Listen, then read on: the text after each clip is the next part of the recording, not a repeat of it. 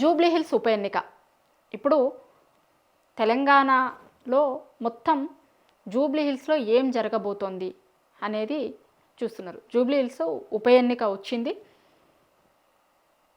అక్కడ BRS party MLA candidate ఉండే, ఆయన చనిపోయిన తర్వాత జరుగుతున్న ఎన్నిక ఇది. ప్రస్తుతానికి ఇప్పుడు తెలంగాణలో ఒకటే ఉప ఎన్నిక వచ్చింది. బీహార్ ఎన్నికలు డేట్స్ అనౌన్స్ చేసిరు కదా, దాంతోపాటే ఇప్పుడు జూబ్లీ హిల్స్ ఉప ఎన్నికకు కూడా డేట్ వచ్చింది, షెడ్యూల్ రిలీజ్ అయింది అన్నట్టు. అయితే మామూలుగా ఎప్పుడైనా సరే ఉప ఎన్నికలు జరుగుతున్నప్పుడు ఎట్లుంటుంది అంటే, ఉప ఎన్నికలు జరుగుతున్నాయి అంటే అధికార కాంగ్రెస్ పార్టీకి క్యాండిడేట్ అనేటోళ్ళు డిసైడ్ అయిపోతారు. లేదు అంటే ఇంత షెడ్యూల్ వచ్చి మొత్తం ఎలక్షను టైము ఇదంతా వచ్చేంత వరకు ఎప్పుడు ఉండదు. మామూలుగా వాళ్ళు పని చేసుకోవడం స్టార్ట్ చేస్తారు, ఎందుకంటే అధికార పార్టీకి ఉండే ఫ్లెక్సిబిలిటీస్ ఉంటాయి కాబట్టి అక్కడ క్యాండిడేట్ ఎవరు అనేది ఏంటిది డిసైడ్ అయిపోతుంది, చేస్తుంది. కానీ తెలంగాణలో మాత్రమే ఇప్పుడు మన దగ్గర జరుగుతున్నది చూస్తే అసలు ఏంది, ఎందుకు ఇట్లా జరుగుతుంది, అసలు ఏంది కాంగ్రెస్ పార్టీకి పరిస్థితి ఏంది అనేది ఇప్పుడు చర్చ. ఎందుకంటే జూబ్లీ హిల్స్ ఉప ఎన్నికకి బీఆర్ఎస్ పార్టీ క్యాండిడేట్ని అనౌన్స్ చేసింది ఆల్రెడీ. బీఆర్ఎస్ పార్టీ క్యాండిడేటే అక్కడ సిట్టింగ్ ఇది బీఆర్ఎస్ పార్టీది. ఆయన చనిపోయిన తర్వాత వస్తున్న ఉప ఎన్నిక వాళ్ళ క్యాండిడేట్ని అనౌన్స్ చేసిర్రు ఆల్రెడీ. అంటే చనిపోయిన మాగంటి గోపీనాథ్ భార్యకే టికెట్ ఇస్తున్నారు వీళ్ళు, క్యాండిడేట్గా ఆమెను అనౌన్స్ చేసిర్రు ఆల్రెడీ. ఆమె ప్రచారం స్టార్ట్ చేసింది, వాళ్ళ పిల్లలు ప్రచారంలో తిరుగుతున్నారు, డివిజన్ల మీటింగ్లు అవుతున్నాయి. దాంతోపాటు తెలంగాణ భవన్లో కూడా నియోజకవర్గంలో ఉన్నటువంటి డివిజన్లో నాయకులని పిలుచుకొని వాళ్ళ పార్టీ వర్కింగ్ ప్రెసిడెంట్ కేటీఆర్, వాళ్ళ పార్టీ ముఖ్య నాయకులు చాలామంది కూడా మీటింగ్లు పెడుతున్నారు. ఒక రకంగా ప్రచారం స్టార్ట్ చేసింది అక్కడ. బీఆర్ఎస్ పార్టీ ఆల్రెడీ ప్రచారంలోకి వెళ్ళిపోయింది. కాంగ్రెస్ పార్టీ మాత్రం ఇప్పటికీ క్యాండిడేట్ల వేటలో ఊగిసలాడుతుంది. అసలు వాళ్ళకి క్యాండిడేట్ డిసైడ్ కాలే ఈ రోజు వరకు.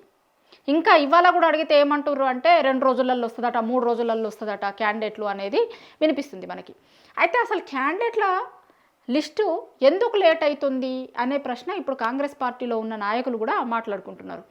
2-3 కారణాలతోని లేట్ అవ్వడానికి అవకాశం కనిపిస్తుంది. అది ఏంది అంటే, ఇప్పుడు ఎప్పుడైనా సరే మనం చాలా సందర్భాలలో చెప్పుకున్నాం, వాళ్ళది జాతీయ పార్టీ.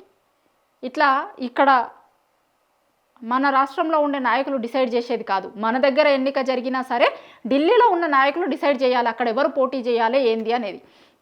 అట్లా మన దగ్గర ఉన్న సీఎం గారు డిసైడ్ చేసేది, లేకపోతే వాళ్ళ పార్టీ పీసీసీ వాళ్ళు డిసైడ్ చేసేది ఉండదు. ఇప్పుడు వీళ్ళు ఒక లిస్ట్ ఫైనల్ చేసి ఒక 3 పేర్లు 4 పేర్లు అనుకొని వాళ్ళ హైకమాండ్కి పంపిస్తే హైకమాండ్ చూసి టిక్కు పెడితే వాళ్ళు ఇక్కడ క్యాండిడేట్ అవుతారు. అట్లా 3-4 పేర్లు పోయినాయి హైకమాండ్కి. ఇక ఇయ్యాలనో రేపో టిక్కు పెడతారు, టిక్కు పెట్టంగానే వీళ్ళు వచ్చి చెప్తారు అనేది ఒకటి వినిపిస్తుంది మనకి. ఇంకోటి ఏంది అంటే, ఇప్పుడు వీళ్ళు ఇచ్చిన పేర్లు ఉన్నాయి కదా, వీళ్ళు ఇచ్చిన పేర్ల మీద నమ్మకం లేక మళ్ళా ఒకసారి వాళ్ళు మీనాక్షి గారితోని అక్కడున్న నియోజకవర్గ నాయకులని వాళ్ళని వీళ్ళని పిలిపించుకొని వాళ్ళతోనే అందరితోనే మాట్లాడుతురట. ఇప్పుడు ఆమె కూడా ఒక రిపోర్ట్ ఇస్తుంది. ఇచ్చిన తర్వాత అసలు ఏంది అనేది చూసి డిసైడ్ చేసి క్యాండిడేట్ అనౌన్స్మెంట్ ఉంటుంది అనేది కాంగ్రెస్ పార్టీలో ఉన్న కొంతమంది నాయకులు మాట్లాడుకుంటున్నారు. ఇప్పుడు మొన్న వచ్చిందట మీనాక్షి నటరాజన్ గారిది. ఆమె కూడా మాట్లాడి ఆమె అక్కడున్న పరిస్థితుల్ని చూసి అసలు ఏంది పరిస్థితి అనేది ఆమె రిపోర్ట్ ఇచ్చిన తర్వాత క్యాండిడేట్ డిసైడ్ అవుతుంది అనేది ఇప్పుడు కొత్తగా వినిపిస్తున్నమాట. ఎందుకు ఆమె రిపోర్ట్ ఇస్తా అన్నది అని అంటే, మనం చాలా సందర్భాలలో చూసినాం గతంలో ఆమె పాదయాత్రలు చేసింది చాలా నియోజకవర్గాలలో. దాంతోపాటు కొన్ని నియోజకవర్గాలలోకి అక్కడున్న కాంగ్రెస్ నాయకులకి ఎవ్వరికి చెప్పకుండా సడన్గా విజిట్ చేసింది. అసలు ఏంది, ఏమనుకుంటున్నారు, 6 గ్యారెంటీలు అమలవుతున్నాయా, కాంగ్రెస్ పార్టీ పాలన ఎట్లుంది ఏంది అనేది సడన్ విజిట్లు చేసి అక్కడున్న జనంల దగ్గరికి పోయి జనం మధ్యలోకి పోయి జనంని అడిగి తెలుసుకునే ప్రయత్నం చేసింది. దాంతోపాటు ఆమె గాంధీ భవన్లో ఇక్కడ ఆమె ఉన్న ప్లేస్లలో కూడా చాలా సందర్భాలలో చాలామందిని పిలిపించుకొని రివ్యూలు చేస్తుంది, ఫీడ్బ్యాక్ తీసుకుంటుంది. ఆ ఫీడ్బ్యాక్ అంతా కూడా వాళ్ళ అగ్రనాయకుడు వాళ్ళ రాహుల్ గాంధీ గారికి ఇస్తారు. ఆమెను ఇక్కడ పెట్టిందే దానికోసం. ఆమె వచ్చినప్పుడే ఇక్కడ ఉన్న విషయాలు ఏవి కూడా హైకమాండ్కి పోతలేవు. కొంత ఇక్కడ ఉన్నది ఒకటైతే, గ్రౌండ్లో ఉన్నది ఒకటైతే, హైకమాండ్కి వేరే విషయాలని చెప్తున్నారు వాళ్ళకి ఏమి తెలియకుండా. కాబట్టి ఆమె వాళ్ళ సొంత మనిషి వాళ్ళకి ఎక్కువ నమ్మకం ఉన్నటువంటి మీనాక్షి గారిని తీసుకొచ్చి ఇక్కడ పెట్టిర్రు. ఆమె అయితే ఇక్కడ ఉన్నటువంటి ఫీల్డ్ రిపోర్ట్ మొత్తం ఇస్తుంది హైకమాండ్కి అనే దాంతో పెట్టిర్రు అనేది మనం డే 1 నుంచి చెప్పుకున్నాం. ఆమె ఆ రోజు నుంచి అదే పనిలో ఉంది. ఇక్కడ ఫీల్డ్లో పరిస్థితులు ఎట్లా ఉన్నాయి, కాంగ్రెస్ పార్టీ అధికారంలోకి వచ్చిన తర్వాత 2 ఏళ్లలో ఎట్లాంటి ఫీడ్బ్యాక్ ఉంది అంతా కూడా ఆమె తీసుకొని పోయి హైకమాండ్కి ఇస్తుంది. ఇప్పుడు జూబ్లీ హిల్స్ విషయంలో కూడా వీళ్ళు ఇచ్చినటువంటి లిస్టు మీద నమ్మకం లేక మళ్ళీ ఒకసారి మీనాక్షి గారు ఈ జూబ్లీ హిల్స్ నియోజకవర్గంలో ఉన్నటువంటి డివిజన్ నాయకులని, అక్కడ ఉన్నటువంటి కొంతమంది కార్యకర్తలని కావచ్చు, వాళ్ళందరినీ పిలిచి ఎవరిని క్యాండిడేట్గా చేస్తే బాగుంటుంది కాంగ్రెస్ పార్టీ తరపున, ఎందుకంటే పార్టీ గుర్తు మీద గెలిచే అవకాశం లేదు కాబట్టి అక్కడ స్ట్రాంగ్ క్యాండిడేట్ని పెడితేనే గెలిచే అవకాశం ఉంటుంది అని చాలామంది ఆమెకు ఫీడ్బ్యాక్ ఇస్తున్నారట. మామూలుగా అయితే అధికార పార్టీ ఒక్క ఉప ఎన్నికను ఫేస్ చేసేందుకు ఇంత తండ్లాడాల్సిన అవసరం ఉండదు. ఒక్కటే ఒక ఉప ఎన్నిక వస్తేనే వీళ్ళు చెమటోరుస్తారు. అసలు ఎవరిని క్యాండిడేట్ని పెట్టాలి, ఏం చేయాలి, ఎందుకంటే పార్టీ గుర్తు మీద గెలిచే పరిస్థితి కనిపిస్తలేదు కాబట్టి సొంతంగా వాళ్ళకి స్వతహాగా కొంత పేరున్నటువంటి నాయకులు అయితే కనుక వాళ్ళకి తోడు పార్టీకి సంబంధించినటువంటి ఓటు కూడా పడి రెండింటితో కలిపి గెలిచే అవకాశాలు ఉంటాయి కాబట్టి స్వతహాగా వాళ్ళు అక్కడ గుర్తింపు ఉన్నటువంటి నాయకుడికి ఇస్తే ఇబ్బంది లేకుండా ఉంటుంది. సో అట్లాంటి నాయకుల వేట కొనసాగుతుందట ఇప్పుడు. అందుకోసమనే వీళ్ళు చెప్పిన తర్వాత కూడా వీళ్ళు కొంతమంది పేర్లను ఇచ్చిన తర్వాత మళ్ళా పర్సనల్గా అక్కడికి ఎవరికి మంచిగా ఉంది ఏంది అని తెలుసుకునే ప్రయత్నం జరుగుతుంది. ఆ మీనాక్షి గారు దాని మీదనే పని చేస్తున్నారు. ఆ ఫీడ్బ్యాక్ కూడా హైకమాండ్ తీసుకున్న తర్వాత అన్ని ఫీడ్బ్యాక్లని కలిపి ఒక పేరుని ఫైనల్ చేసి పంపిస్తారు అనేది ఇప్పటివరకు మనకు ఉన్నటువంటి కొంతమంది కాంగ్రెస్ పార్టీ నాయకులు మాట్లాడుకుంటున్నటువంటి దాని ప్రకారం ఉన్న ఇన్ఫర్మేషన్.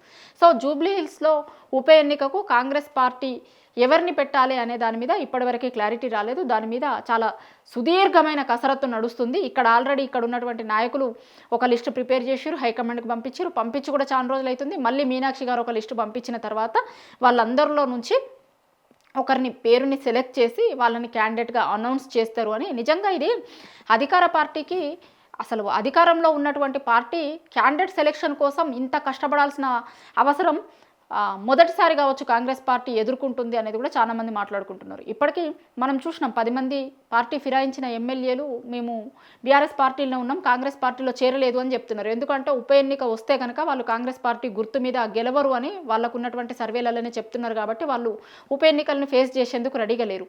అందుకోసం వాళ్ళు మేము బీఆర్ఎస్లోనే ఉన్నాము అని చెప్తున్నారు.